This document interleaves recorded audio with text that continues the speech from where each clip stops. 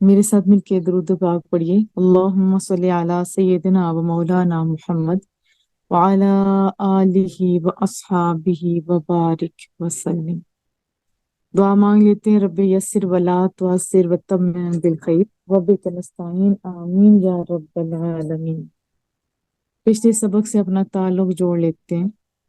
آپ جانتے ہیں جب حضرت مریم علیہ السلام پیدا ہوئی وہ منت کی وجہ سے، پھر اس کے بعد جب حضرت زکریا علیہ السلام کی کفالت میں آتی ہیں، اور جب بھی جس جگہ حضرت مریم عبادت کرتی تھی وہاں جاتے تو مختلف قسم کے رزق، پھل فروٹ وہاں پہ پاتے تھے۔ تو پوچھا یہ کدھر سے؟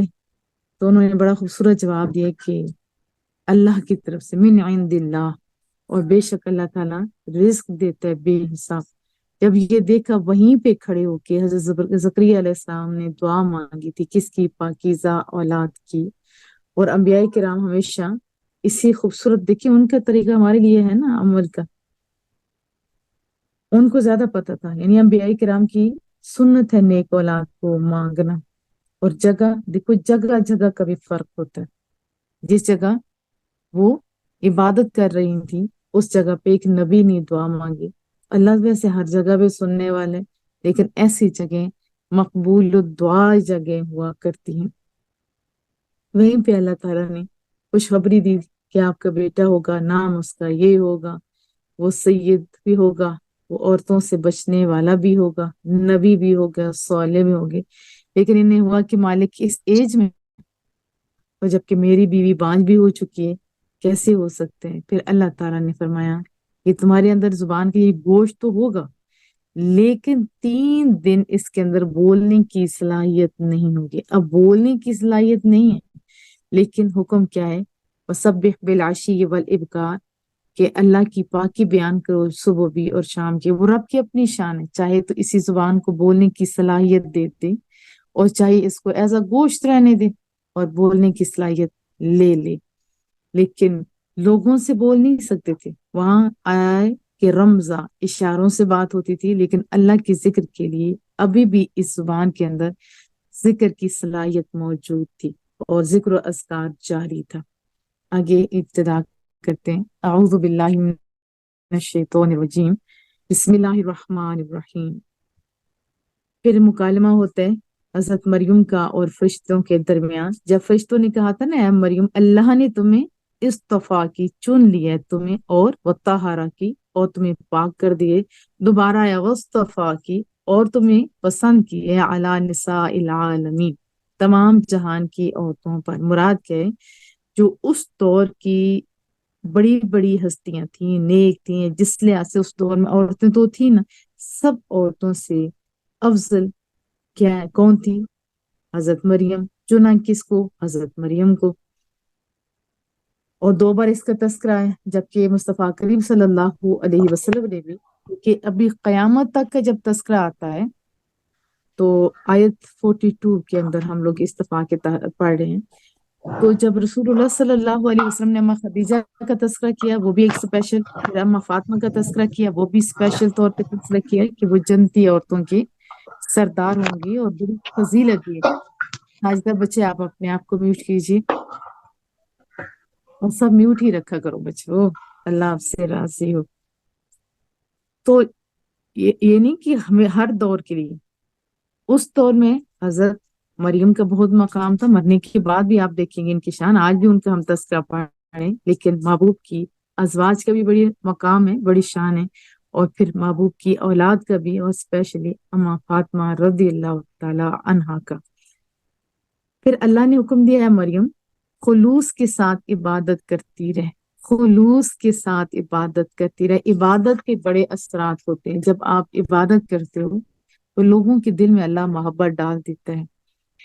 جیسے ہم لوگ رسول اللہ صلی اللہ علیہ وسلم کے بارے میں پڑھتے ہیں، کس طرح لوگ ان کے اوپر جان نچھاور کرتے تھے، قربان ہوتے تھے، پاس آتے، نرم بھی تھے، بہت ساری خوبیاں تھیں محبوب کریم میں، لیکن ایک روب بھی تھا۔ اسی طرح حضرت موسیٰ علیہ السلام جب پیدا ہوتے ہیں تو ان کے اوپر روب تھا، انبیاء کا اپنا ایک روب ہوتا ہے۔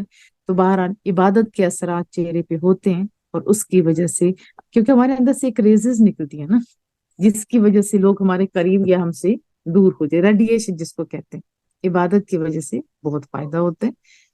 جب حضرت دوسرا موسیٰ علیہ السلام کی بہن مریم کا واقعہ آئے گا تو وہاں میں آپ کو اس کے بارے میں مزید بتاؤں گی۔ اللہ حکم دیتے ہیں بس عبادت کرتی رہے، اور کیا حکم دیا؟ اور سجدہ کر اور رکوع کرنے والوں کے ساتھ۔ جہاں پہ بھی بڑی اہم بات ہے کہ آپ عبادت میں مشغول اور رکوع سجود، یہ جو فرائض ہیں۔ اور پھر اللہ تعالیٰ نے فرمایا کہ اذ قالت الملائکۃ یا مریم، فرشتوں کے تھرو اللہ تعالیٰ نے جب مکالمہ کروایا نا، تو فرشتوں نے کہا اے مریم ان اللہ، بے شک اللہ تعالیٰ، یبشرو کی، تمہیں بشارت دیتا ہے، خوشخبری دیتا ہے، بکلمات من، اپنے پاس سے ایک حکم کی، مراد ایک بچے کی، اسمہ المسیح، اس کا نام مسیح ہوگا۔ اب اسم کا لغوی معنی تو آپ جانتے ہیں، علم، علامت، نشان، جو پرومینیٹ کرتا ہے کہ یہ ہے، یہ وہ ہے۔ حضرت عیسیٰ علیہ السلام کو نمایاں کرنے کے لیے ان کا لقب مسیح ہے، ان کا نام عیسیٰ، اور ان کی کنیت کیا تھی؟ ابن مریم، بار بار ابن مریم، باپ کا کہیں تذکرہ نہیں آیا، اس کی وجہ کہ وہ بغیر باپ کے پیدا ہوئے۔ حضرت ابن عباس رضی اللہ تعالی عنہما نے فرمایا کہ آپ کو مسیح کہنے کی وجہ یہ ہے کہ آپ جس بیمار پر ہاتھ پھیرا کرتے وہ بالکل ٹھیک ہو جاتا، اور مسیح کا معنی مبارک بھی ہے، برکت دینے والے، مبارک بھی ہے۔ اور ایک وجہ یہ بھی ایک اور لکھا گیا ہے کہ آپ ایک جگہ پکڑ ٹک کے نہیں رہتے تھے، بلکہ تبلیغ کی غرض سے کبھی اس ایریا میں کبھی اس ایریا، یعنی سفر کرتے رہتے تھے۔ اب ان کا مدعا دیکھیں نیک تھا، لیکن دیکھنے والے لوگ آپ کو پتہ ہے مرضی کے ریزلٹس نکالا کرتے ہیں۔ انہوں نے ان کا عجیب و غریب نام رکھ دیا، جیسے جہاں گشت، یعنی گھومنے والے، سیاح گشت وغیرہ۔ یعنی پھر کرم علی شاہ صاحب نے بڑا اچھا لکھا ہے کہ یار لوگ اپنی مرضی کا یہ نام رکھ لیتے، انہوں نے حضرت عیسیٰ کو نہیں بخشا، ان کو کہا سیاح اور جہاں گشت، یعنی ایسے ایسے الفاظ، حالانکہ وہ سیاحت کے لیے نہیں، وہ تبلیغ کی غرض سے ادھر ادھر مختلف شہروں میں جایا کرتے تھے۔ اور جب ہم لوگ پڑھتے ہیں تاریخ کے اندر، ایون کہ بڑی بڑی اتھینٹک بکس کے اندر بھی یہ ایسے ایسے الفاظ لکھے ہوئے ہیں کہ بندے کو لگتا ہے کہ پتہ نہیں کون سی کہانیاں انہوں نے اکٹھا کر کے رکھ دی ہوئی، جبکہ جو کلام الہی ہے وہ تو بڑا سونا سا انداز میں تذکرہ کرتے ہیں حضرت عیسیٰ بن مریم کا۔ کچھ جب اس مسلمان اور دوسرے لوگوں کے ساتھ اکٹھے رہتے تھے، پاکستانی بنا تھا، تو کچھ تفاسیر لکھنے والوں نے بھی کرسچنس کو خوش کرنے کے لیے اس کے عجیب و غریب تعویلیں کی۔ یہ بھی لمحہ فکری ہے، دیکھو کیا وہ راضی ہوئے؟ نہیں راضی ہوئے۔ راضی کس کو کرنا چاہیے؟ رب کریم کو۔ رب راضی تو سب راضی۔ اب یہاں سے ایک بات کا پتہ چلتا ہے کہ ان کی شادی نہیں ہوئی تھی، ٹھیک ہے، کیونکہ آگے الفاظ مزید اس کے وضاحت ہوتی ہے۔ بتایا کہ اس کا نام مسیح ہوگا، اور پھر عیسیٰ ابن مریم وجیہن ہوگا، یعنی معزز ہوگا، عزت دیا گیا ہوگا، جس کو پھر دنیا کے اندر وہ بڑا معزز ہوگا، بل آخرہ اسی طرح آخرت میں اس کی عزت بھی ہوگی، وہ من المقربین، اور اللہ کے مقربین سے ہوگا۔ یہ تو تین کوالٹیز یہ بتائیں گے۔ اور وَيُكَلِّمُ النَّاسَ فِي الْمَهْدِ، اور وہ لوگوں کے ساتھ پنگھوڑے کے اندر باتیں کرے گا، وَكَهْلًا، اور پکی عمر میں بھی۔ ظاہر ہے پکی عمر میں بولنے کے لیے بھی بندے کے اندر کانفیڈنس ہونا بہت ضروری ہے۔ جیسے ابن سینا کے اندر کل میرا درس تھا، وہاں میں گئی، وہاں پہ ایک اور عورت بھی تھی، بڑی اچھی تھی، لیکن سٹیج پہ گئی تو وہ بول نہیں سکی۔ ظاہرہ بلایا ہوا تھا، بول نہیں سکی۔ اسی طرح ہم لوگ اسکول اور کالج کے اندر بھی دیکھتے ہیں، ہر بچہ سٹیج کے اوپر جا کے بولتا نہیں۔ لوگوں کے ساتھ بولنے کے لیے بھی بندے کے اندر یہ صلاحیت ہونی چاہیے۔ بعض لوگ تو ایسے بول لیتے ہیں لیکن اس میں بھی جان نہیں ہوتی، لیکن جو صحیح بولنے والے ہوتے ہیں وہی الفاظوں کے اندر جان ڈال دیتے ہوتے ہیں۔ بتایا گھوڑے کے اندر بھی یہ لوگوں سے بات کرے گا، خود بتایا نا میں کون ہوں۔ اس کا انشاءاللہ پوری وضاحت میں آپ کو بتاتی ہوں، کچھ تو باتیں میں نے آپ کو بتائی ہوئی۔ پنگھوڑے میں بھی باتیں کرے، جوانی کے اندر بھی تبلیغ دین کا کام کرے گا، یعنی لوگوں سے باتیں کرے گا، وَمِنَ الصَّالِحِينَ، اور نیکوکاروں میں سے ہوگا۔ ایسے فالتو باتیں نہیں کرے گا، وہ بڑا سنجیدہ مزاج ہوگا، وہ صحیح صحیح باتیں کرے گا۔ جس سے لوگ سن کے حیران ہو جائیں گے. اب بچہ پگوڑے کے اندر وہ بھی غوں غوں کر رہا ہوتا ہے، ہم پیار سے اس کے ساتھ اپنی مائیں آپ کو پتہ ہے ہر ورڈ کو اپنا جامہ پہنا دیتے ہیں، یہ کہہ رہا ہے، یہ کہہ رہا ہے، حالانکہ اس کی وہ دوسرے بندے کو سمجھ تک نہیں آتی ہوتی. لیکن ان کی باتیں جتاتی. قالت حضرت مریم علیہ السلام بولتی ربی ہے ربی کریم انا یکون لی، میرے ہاں بچہ کیسے ہو سکتا ہے، انا یکون لی ولد، میرے ہاں بچہ کیسے ہو سکتا ہے. یہ جو ان کا شاک لگنا ہے نا، اس سے بھی بہت بڑی بات پتہ چلتی ہے. آگے الفاظ کا جواب تو خود ہی بتا دیا نا، ولم یمسسنی بشر، حالانکہ مجھے کسی انسان نے ہاتھ تک نہیں لگایا. یہاں سے کیا پتہ چلتا ہے کہ وہ میرڈ نہیں تھی. وہ حیران نہ ہوتی اگر وہ میرڈ ہوتی، کیونکہ شادی کے بعد بچے کی توقع لازمی ہے. یہاں سے پتہ چلتا ہے کہ وہ میرڈ نہیں تھی.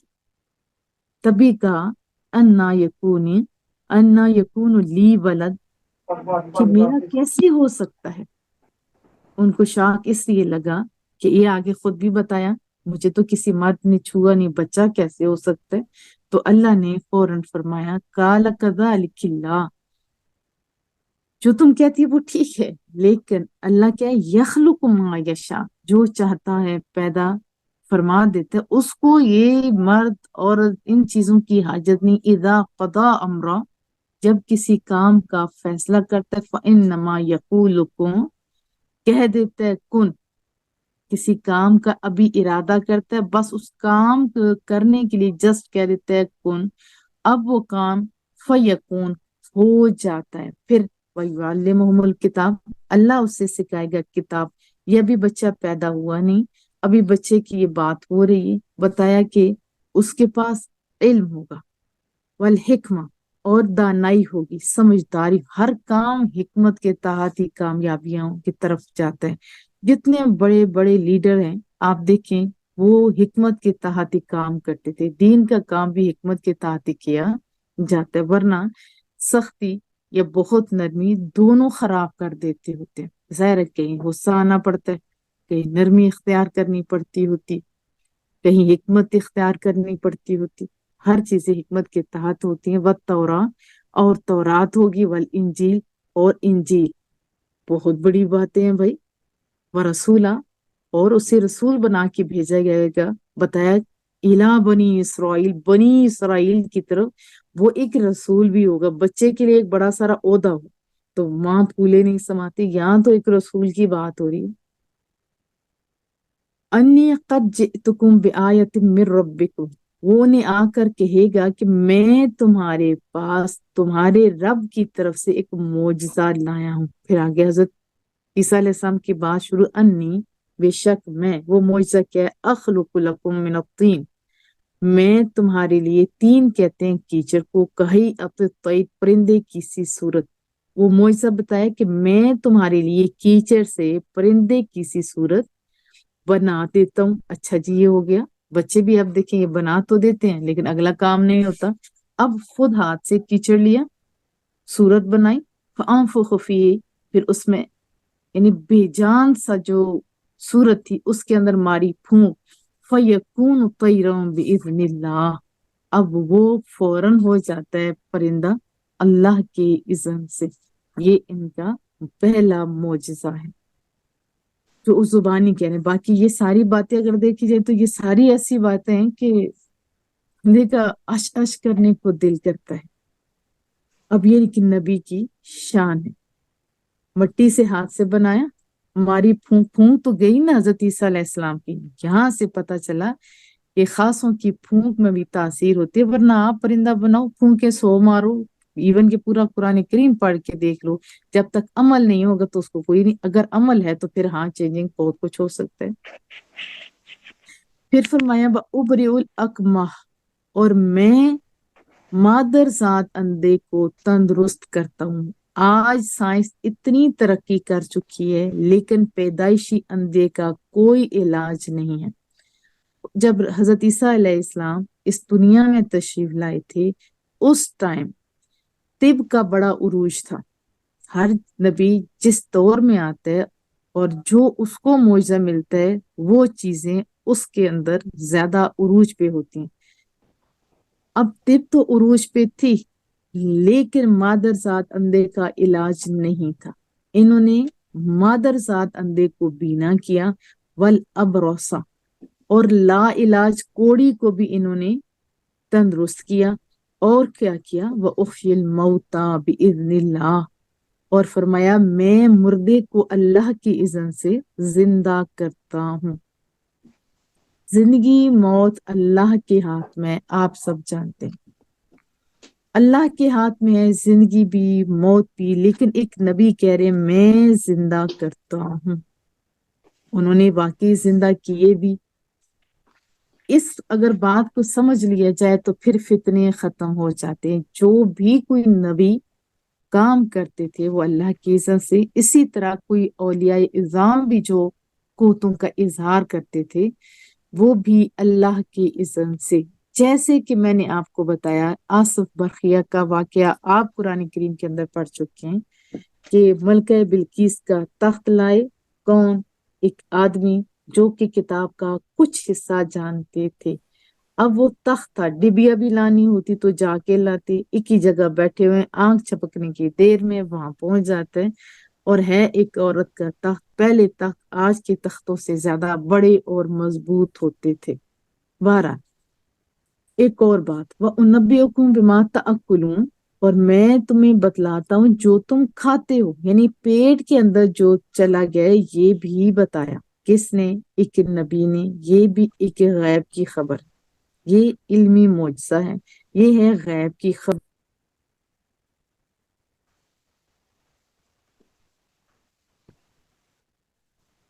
اور پھر اس کے بعد فرمایا، آواز صحیح آ رہی ہے؟ فون کی وجہ سے کہیں آواز کم نہ ہوگی ہو۔ جو کچھ تم کھاتے وہ بھی میں تمہیں بدلاتا ہوں، وما تدخرون، اور جو کچھ تم جمع کرتے ہو وہ بھی میں بتاتا ہوں۔ یعنی جو فی بیوتکم، اپنے گھروں میں جو تم نے جمع کر کے اکٹھا کر کے رکھا ہوا ہے نا، وہ بھی۔ اب دیکھیں گھر میں دور بیٹھا بندہ کتنا آسانی کے ساتھ کہہ رہا ہے کہ گھروں میں جو چیزیں میں یہ پڑا ہوا، یہ بندے کو لگتا ہے نا کہ یہ اس کے پاس بڑی بات ہے۔ آج کل کیمرے پڑے لگے ہوئے ہوں تو دور سے بندہ بتا دیتا ہے اپنے موبائل کے تھرو کہ یہ ادھر یہ ہو رہا ہے وہ ہو رہا ہے، لیکن ہم نے سگنل لیے اللہ کے سگنلوں میں سے، تو یہ اللہ کے سگنل بہت فاسٹ ہے۔ پھر رسول اللہ صلی اللہ علیہ وسلم کے بارے میں بھی آگے آئے گا کہ اللہ نے ان کو بھی یہ علم دی۔ یاد رکھیے علم کی دو اقسام ہے، ایک ہے ذاتی ہے، دوسری ہے عطائی۔ ذاتی علم وہ ہے جو کہ اللہ کیا ہے، عطائی علم وہ ہے جو اللہ نے اپنے انبیاء کرام کو عطا فرمایا۔ اب کتنا دیا یہ تو نبی جان سکتے ہیں، کتنا دیا یہ رسول اللہ صلی اللہ علیہ وسلم کے خدا جان سکتے ہیں۔ اور پھر جب رسول اللہ صلی اللہ علیہ وسلم نے فرمایا تھا کہ یہ مجھے اس چیز کا علم پتہ ہے، یہ وہ میں اپنی جگہ پہ بتا دوں تاکہ آیت کے تحت ہوگا تو آپ کو زیادہ مزہ آئے گا۔ یہاں پہ بات ہو رہی ہے حضرت عیسیٰ علیہ السلام کی، اور ان ساری باتوں کو مانا کس نے؟ ان معجزات کو مانا کس نے؟ جن کے اندر اللہ کا خوف تھا اور جو ایماندار تھے وہی۔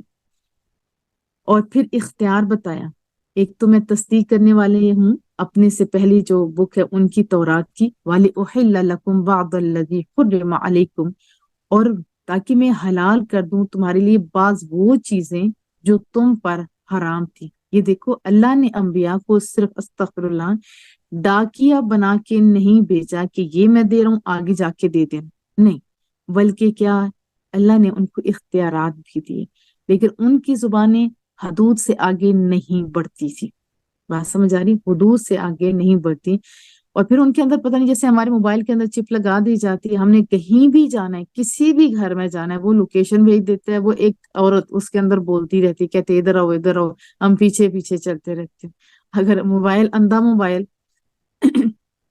اس کے اندر اس عورت کو یہ صلاحیت ہے تو کیا جو بڑے لوگ ہوتے ہیں ان میں نہیں؟ یقیناً ہے۔ تو حکم کیا دیے؟ فاتقوا اللہ، ایک تو ڈرو اللہ سے، وَأَطِیعُونَ، اور میری اطاعت کرو۔ جب رسول اللہ نے یہ فرمایا نا میری اطاعت کرو، تو یہودیوں نے حد کر دی، کہا ایک طرف کہتا ہے کہ بتوں کو چھوڑ دو، ادھر سے خود ہی کو کہتا ہے کہ تم میری باتیں مانو، یعنی مجھے ہی خدا بنا لو، استغفر اللہ۔ حالانکہ قرآن بھی کہتے ہیں اور رسول اللہ صلی اللہ علیہ وسلم نے بھی بتایا کہ کوئی نبی کوئی ولی یہ نہیں کہتا کہ تم مجھے خدا مانو۔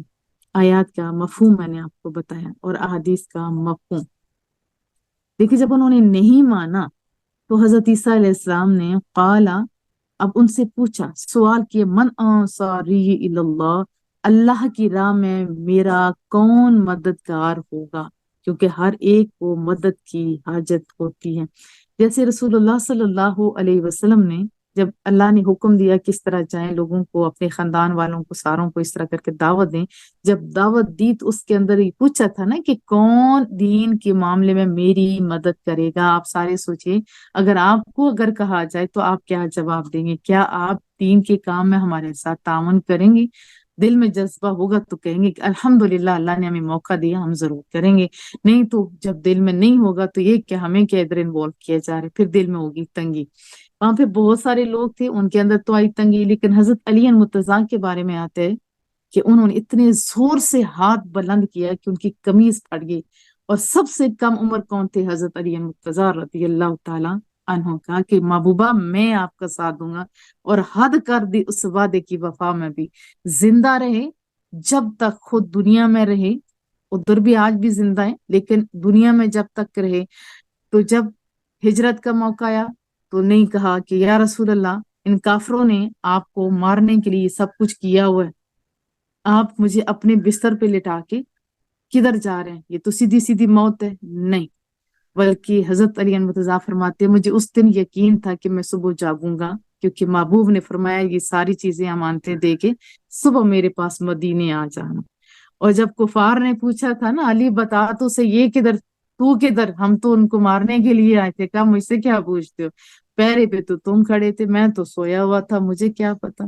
یہ تو تھی میٹھی میٹھی سی باتیں، اور حد یہ کر دی وفا حضرت علی نے اپنے دور میں، لیکن ان کے خون نے بھی پھر وفا کی، ساری اولاد قربان ہو گئی سوائے حضرت زین العابدین۔ انہوں نے بھی غیر ادھر سے دین آگے بڑھنا تھا، اولاد نے بڑھنا تھا، یہ بتانا تھا کہ اللہ کی راہ میں تم قربان کرنے والوں، خرچ کرنے والوں، اس طرح بدلے میں دیتا ہوں۔ تو اب دنیا میں کونے کونے میں دیکھیں یزید تو کوئی نہیں ہے لیکن حسینی ہر جگہ موجود ہے۔ پھر عورتوں مردوں نے دین مصطفیٰ کے لیے کہا کہ ہاں ہم حاضر ہیں۔ یہ تھی حضرت علی مرتضیٰ کی بات، وفا کی ہمیں بھی وفا کرنی چاہیے۔ اور پھر حضرت عیسیٰ علیہ السلام کے جو ساتھی تھے انہوں نے بھی کہا کہ ہم نحن انصار اللہ، ہم اللہ کے دین کے معاملے میں آپ کے مددگار ہیں اور ہم گواہی دیتے ہیں۔ اور پھر یہ آگے دعا آیت 54 کتاب یہ ساری ہے۔ پھر اللہ تعالیٰ نے، ظاہر ہے وہ لوگ ماننے والے تھے، اللہ کو پتا تھا انہوں نے کرنا کیا ہے۔ اب ان ظالموں نے عجیب و غریب تدبیریں بھی کی، اس کا ذکر بھی آگے قرآن کریم میں آتا ہے سورۃ النساء آیت 157 کے تحت، وقولہم، اور ان کے قول سے کہ ہم نے انا قتلنا المسیح عیسی ابن مریم، کہ ہم نے حضرت عیسیٰ علیہ السلام کو قتل کر دیا، جو رسول اللہ ہیں، وما قتلوہ، حالانکہ انہوں نے قتل نہیں کیا، وما صلبوہ، اور نہ انہوں نے سولی چڑھائی، ہوا کیا، ولکن شبہ لہم، بلکہ ان کی جو شکل تھی نا وہ مشتبہ ہوگی کیسے، وہ بھی میں آپ کو بتاتی ہوں۔ الذین اختلفوا فیہ لفی شک من، جنہوں نے ان کے بارے میں اختلاف کیا وہ بھی شک و شبہ میں ہیں ان کے متعلق، ما لہم بہ من علم الا اتباع الظن، ان کے پاس اس امر کا کوئی صحیح علم نہیں ہے، بس وہ ظن کی پیروی کریں۔ وما قتلوہ یقینا، اور نہیں انہوں نے یقیناً قتل کیا، بل رفعہ اللہ الیہ، بلکہ اللہ تعالیٰ نے انہیں اپنی طرف اٹھا لیا۔ یہ پورا یعنی بتا دیا سورۃ النساء کے اندر رب کریم نے۔ اور یہاں جو بات جاری تھی، اذ قال اللہ یا عیسیٰ، اللہ نے کہا یاد کرو جب اللہ نے فرمایا اے عیسیٰ، انی متوفیکا، میں تمہیں پوری عمر تک پہنچاؤں گا۔ اب پوری عمر تک پہنچائیں گے اللہ تعالیٰ حضرت عیسیٰ علیہ السلام کو، رافعک الی، اور میں تمہیں اٹھانے والا ہوں اپنی طرف، اٹھا لیا نا آسمانوں پہ، وہ مطہرک، اور تمہیں پاک کرنے والا ہوں ان چیزوں سے جو یہ ساری باتیں کفر وغیرہ کرتے ہیں۔ اب وہ کر رہے ہیں جو ان کے ماننے والے ہیں ظن کے تحت، شک کے تحت۔ ہماری کتاب، ہمارے عقائد، اس میں ریب نہیں ہے، ہمیں یقین ہے کہ جو کچھ قرآن کہتا ہے سچ ہے۔ پھر رسول اللہ صلی اللہ علیہ وسلم نے بھی یہود کو واضح طور پر فرمایا تھا کہ عیسیٰ علیہ السلام مرے نہیں ہیں، تم لوگوں نے مارے نہیں ہیں، بلکہ وہ قیامت سے پہلے آپ لوگوں کی طرف لوٹ کر آئیں گے۔ یہ واضح ایک نہیں بہت ساری احادیث موجود ہیں، اور قرآن کریم کے اندر سورہ شورى کے اندر، سورہ بقرہ کے اندر بہت ساری آیات میں نے اکٹھی کی تھی کہ کہاں کہاں تذکرہ ہے یہ سب واقعات میں سے۔ یہ لکھا جاتا ہے کہ ایک آپ کو پتہ ہے ہر جگہ جاسوس لوگ بھی موجود ہوتے ہیں، اللہ جاسوس سے بچائے۔ محبوب نے فرمایا میری امت کو کوئی نقصان نہیں پہنچا سکتا سوائے جاسوسوں کے تھری۔ جب جاسوس ہو جائیں گے نا، اپنے لوگ ان کو نقصان پہنچائیں گے۔ جو آپ دیکھیں گھروں کے اندر جو فتنے ہیں ان کے اندر کیوں ہیں؟ کیونکہ کوئی ایک کا بندہ جاسوس ہوتا ہے، وہ ادھر ادھر خبریں پہنچاتا ہے اور خراب ہوتا ہے۔ اور جو اپنے ہوتے ہیں وہ جاسوسیاں نہیں کرتے، کوئی بات بندے کی ہو تو سیدھا منہ پہ لگا دیتے ہیں بھائی تم غلط ہو، وہ بندہ تو ایسا نہیں۔ بہرحال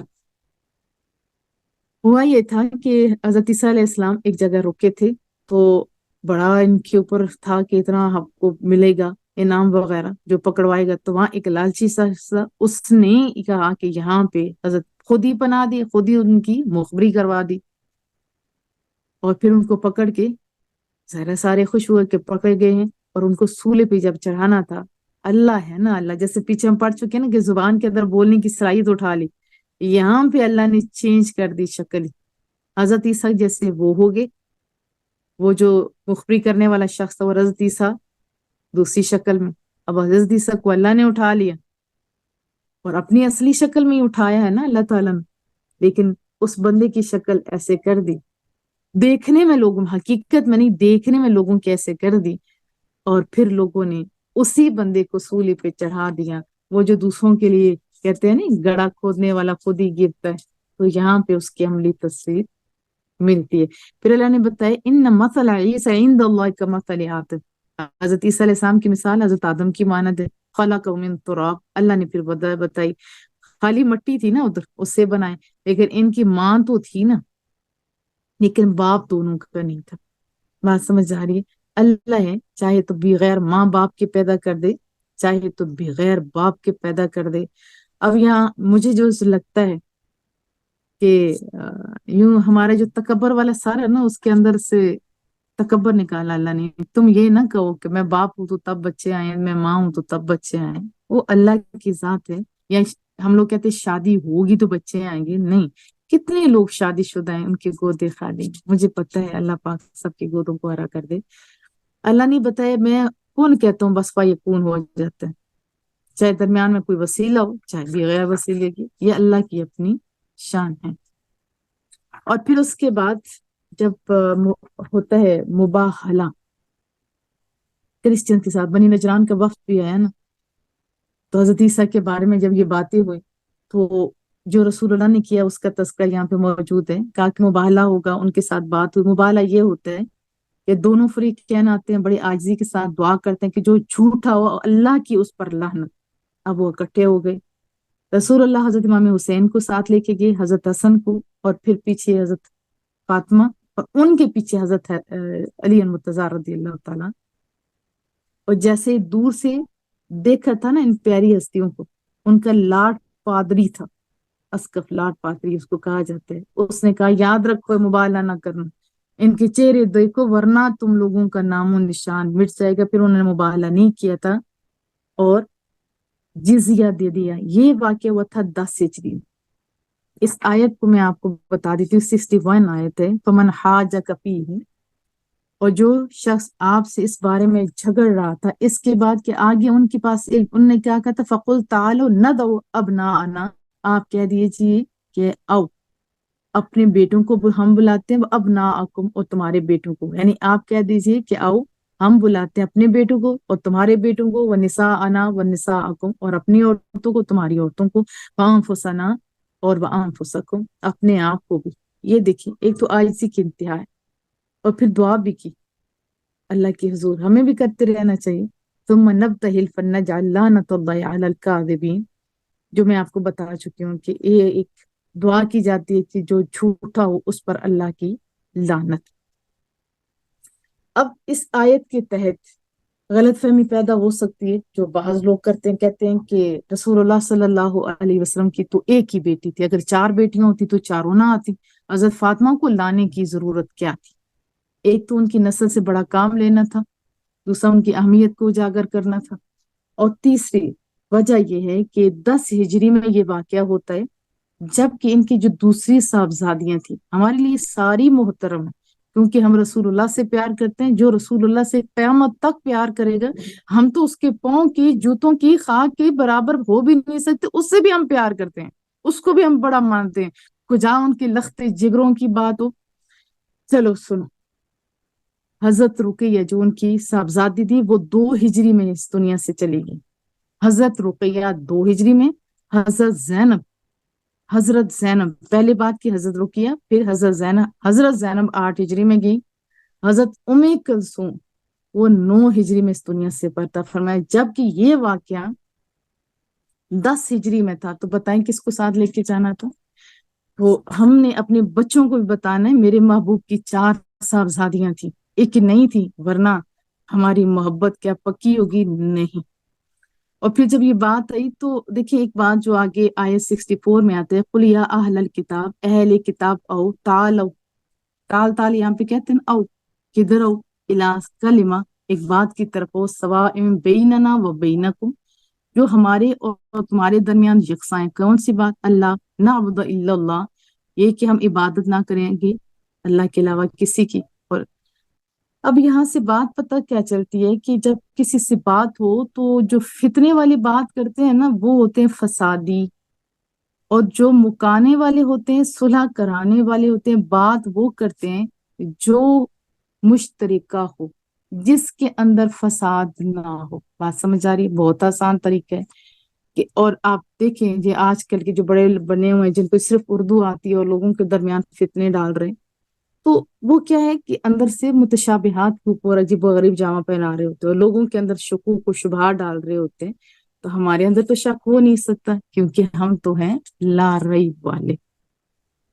پھر آتا ہے ولا یتخذ بعضنا بعضا اربابا من دون اللہ، اس آیت کو پھر سنیں، ولا یتخذ بعضنا بعضا اربابا من دون اللہ، اور نہ بنا لے کوئی ہم میں سے کسی کو رب اللہ کے سوا۔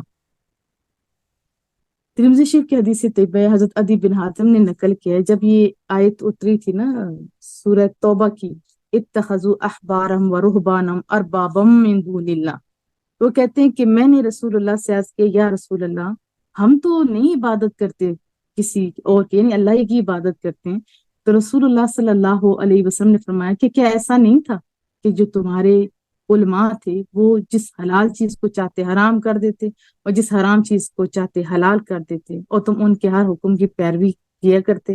تو حضرت عدی بن حاتم عرض کرتے کہ ہاں ایسا تو ہم کرتے تھے محبوبہ، تو رسول اللہ نے فرمایا ہوا ذاک، یہی تو ہے اللہ کے حکم کے بغیر کسی کو حلال اور حرام کرنے کی، یہ جو تم نے کیا، اللہ کی حلال اور حرام کرنے کا اختیار ٹوٹلی اللہ کے پاس ہے، اور آج بھی عجیب و غریب طریقے سے اپنی مرضی سے حلال کو حرام کیا جاتا ہے۔ یہ والا جو ہے اگر آپ نے کسی اور کے نام پہ کر دیا تو اسال کر دیا تو یہ حرام تو وہ حرام۔ اسی طرح میلاد شریف کے اوپر جو کھانا بڑی عزتوں کے ساتھ بنایا جاتا ہے اور اسال رسول اللہ کی طرف کیا جاتا ہے اور برکات حاصل کی جاتی ہیں، اس کو بھی ہمیں شوق سے کھانا چاہیے ہوتا ہے، کیونکہ اگر چیزوں کے اوپر پیچھے میں آپ کو بتا چکی ہوں غیر اللہ کا نام لیا جائے تو کوئی چیز بچتی نہیں، پھر تو ہماری قربانیاں بھی نہیں ہوتی۔ جنہوں نے توحید کی ہمیں بتایا وہ بھی جب قربانی فرمایا کرتے تھے تو فرماتے تھے ایک میری طرف سے ایک میری امت کی طرف سے۔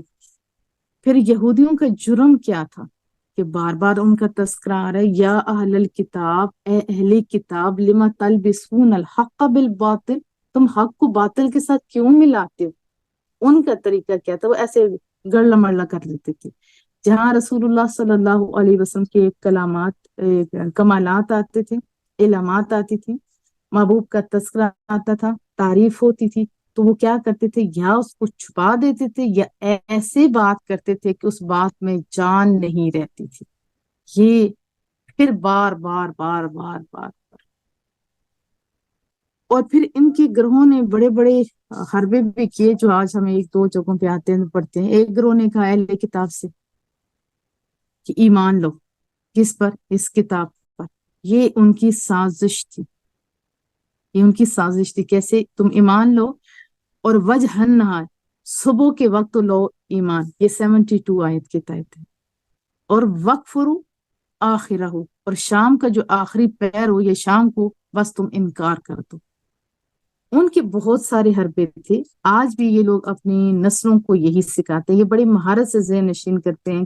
پہلے یہ کہ اپنے دین کے ماننے والوں کے بغیر کسی کی بات نہیں ماننا، دوسرا یہ کہتے تھے کہ یقین کرنا کہ اللہ کے انعامات صرف تمہارے لیے ہیں، تیسرا یہ کہ جب قیامت کا دن آئے گا تو اس دن بھی تم اللہ کے لاڈلے اور شرمسار نہیں ہوگے۔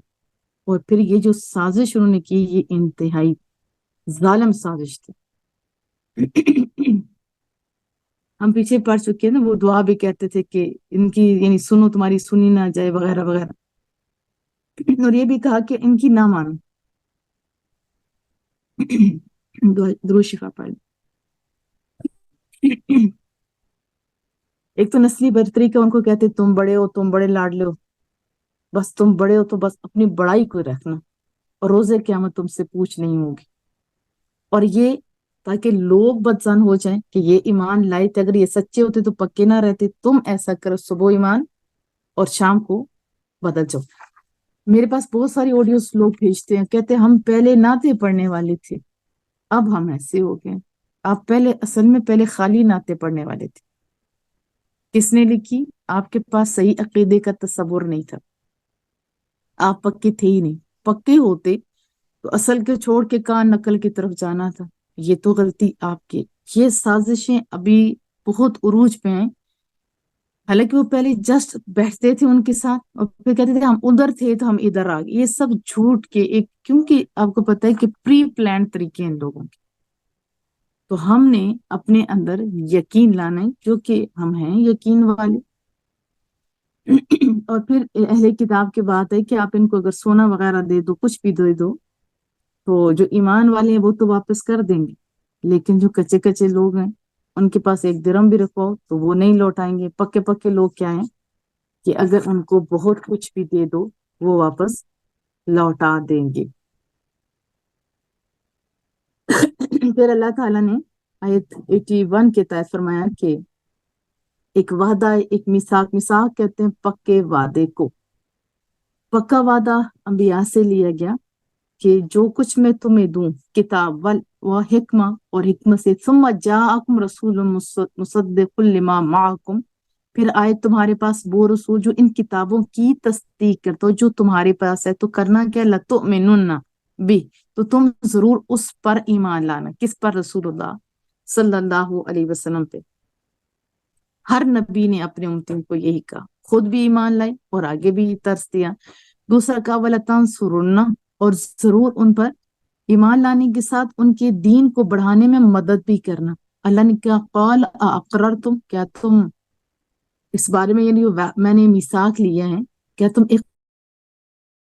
اقرار کرتے ہو؟ وَأَخَذْتُمْ عَلَىٰ ذَلِكُمْ إِصْرِي، کیا تم نے اقرار کر لیا اور تم نے اس پر میرا بھاری ذمہ لے لیا؟ قالوا، انہوں نے کہا، عرض کیا، اقررنا، ہم نے اقرار کیا۔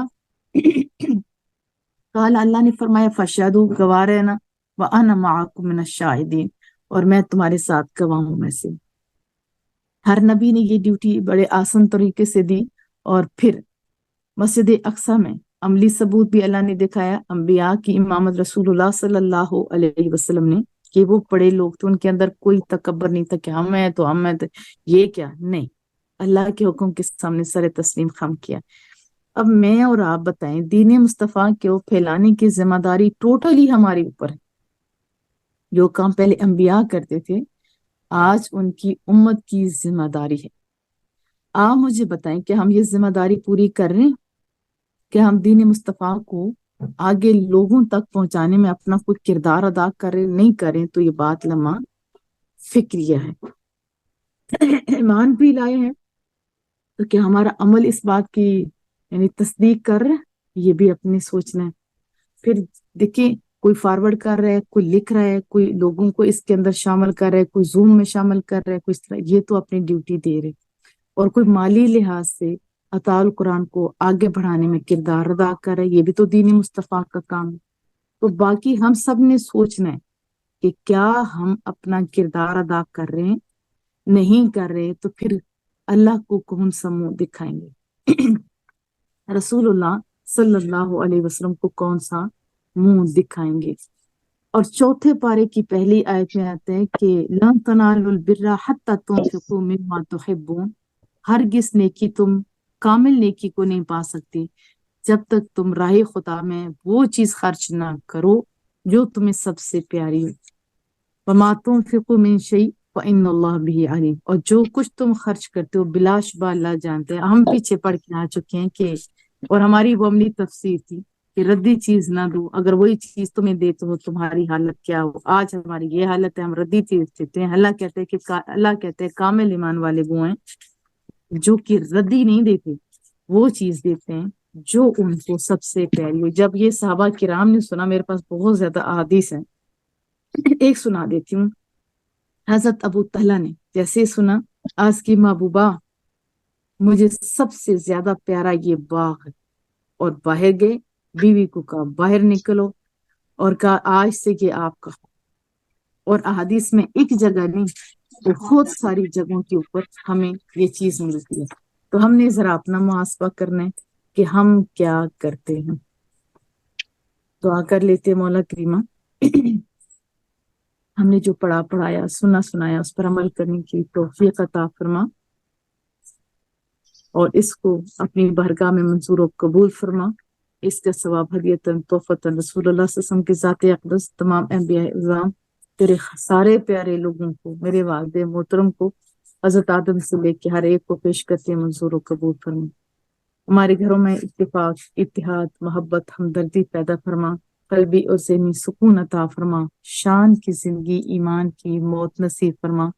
میرے مالک، ہم جو سنتے ہیں اس پر عمل کرنے کی توفیق عطا فرما، کہنے سے زیادہ عمل کرنے کی توفیق عطا فرما۔ میرے مالک، ہمارے عمل بتائیں کہ ہم مسلمان ہوتے ہیں۔ اے کریم، اے کرم کرنے والے، ان پیارے سونے سونے مہینوں میں، ان سونے سونے لوگوں کی عبادات کے صدقے، میرے محبوب کی دعاؤں کے صدقے، قرآن کریم کے صدقے، تجھے تیرے اپنے ناموں کا واسطہ میرے مالک، ہمارے صغیرہ ہمارے کبیرہ گناہوں کو معاف فرما، اور ہمیں ستھرا کر دے، اور ستھرا رہنے کی توفیق عطا فرما، کیونکہ محبوب کا فرمان ہے کہ جو اس نیت کے ساتھ روزے رکھتا ہے کہ ابھی اس مہینے میں بھی اور اس کے آنے والے جو 11 مہینے ہوتے ان میں بھی جو برائیوں سے بچ کر رہے گا، سیدھے رستے پہ چلے گا، وہ بھی حساب جنت میں جائے گا۔ اس نیت سے روزے رکھنے کی توفیق ہمیں بھی عطا فرما۔